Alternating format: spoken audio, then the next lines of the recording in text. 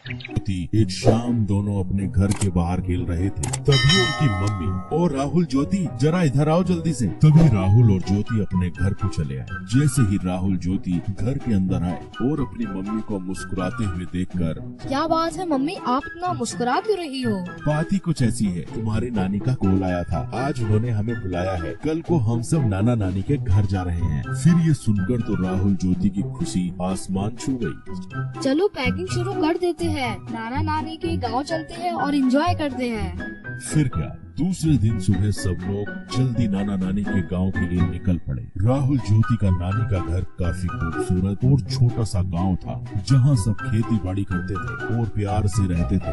राहुल ज्योति जैसे ही नाना नानी के घर पहुंचे तो उनके स्वागत के लिए नाना नानी तैयार खड़े थे। राहुल ज्योति को नाना नानी बोले, राहुल ज्योति आ जाओ, हमारे पास को आ जाओ। फिर राहुल और ज्योति नाना नानी के पास जाकर उनसे लिपट गए। फिर खास नाना नानी की बनाई हुई स्वादिष्ट खाना खाकर राहुल ज्योति ने थोड़ी देर आराम किया और फिर दोनों अपने नाना नानी हाल का मजा लूटने के लिए तैयार हो गए। ये लो, तुम दोनों के लिए मैंने खास इमली का रस बनाया है, इसे जल्दी से पी लो, इसे गर्मी में पिया जाता है। नानी की बनाई हुई इमली का रस पीकर तो राहुल ज्योति एकदम तरोताजा हो गए। फिर नानी जी ने आम के पेड़ पर एक बड़ा सा झूला टांगा। राहुल ज्योति झूले पर बैठ गए और झूला झूलते झूलते हवा में बातें करने लग गए और फिर नाना जी के साथ घूमने चले गए। और फिर रात हो गई। फिर राहुल ज्योति नानी जी के साथ रात के खाने के लिए फिर घूमकर घर लौट आए।